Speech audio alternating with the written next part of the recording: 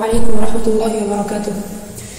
إن الحمد لله والصلاة والسلام على رسول الله وعلى آله وصحبه ومن دعا بدعوته إلى يوم الدين.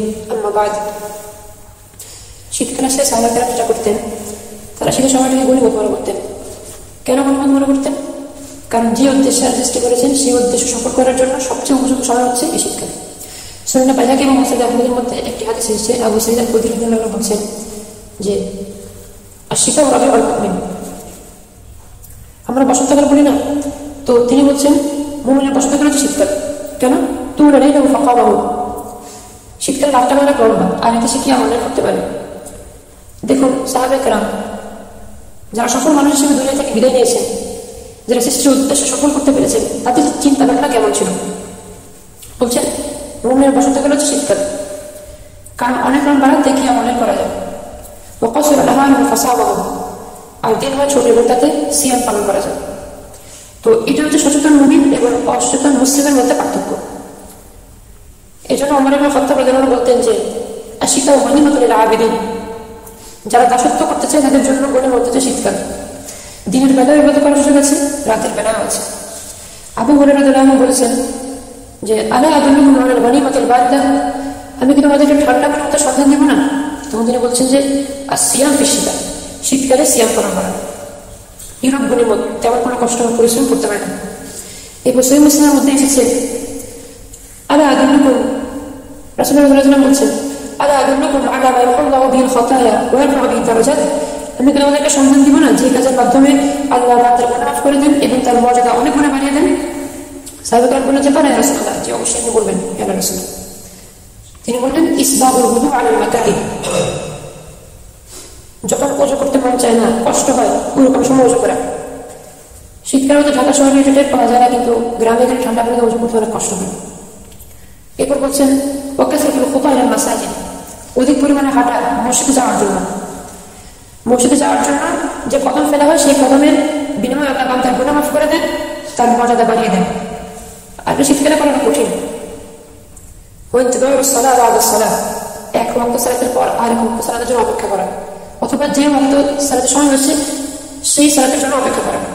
এক ওয়াক্ত সালাতের পর আরেক ওয়াক্ত সালাতের জন্য অপেক্ষা করার বিনিময়ে এর প্রতিটি মুহূর্তের বিনিময়ে আল্লাহ তাদের গুনাহ মাফ করে দেন, তার মর্যাদা বাড়তে থাকে। রিবাত, আর কি হচ্ছে রিবাত? রিবাত মানে কি? দিনের সাথে রশি দিয়ে নিজেকে বেঁধে রাখার নাম। তো দিনের সাথে আপনি নিজেকে বেঁধে রেখেছেন, এটা বুঝবেন কিভাবে? এই তিনটি কাজ করার মাধ্যমে। উযু করার মাধ্যমে, উঠতে মন চাচ্ছে না তাও উঠবেন, মসজিদে আসতে মন চাচ্ছে না তাও আসবেন, 5 ওয়াক্ত সালাত জামাতের সাথে আদায় করবেন, আর সালাতের জন্য অপেক্ষা করবেন। এরপর শীতকালে সুযোগ আছে আমাদের বেশি বেশি সিয়াম পালন করেন।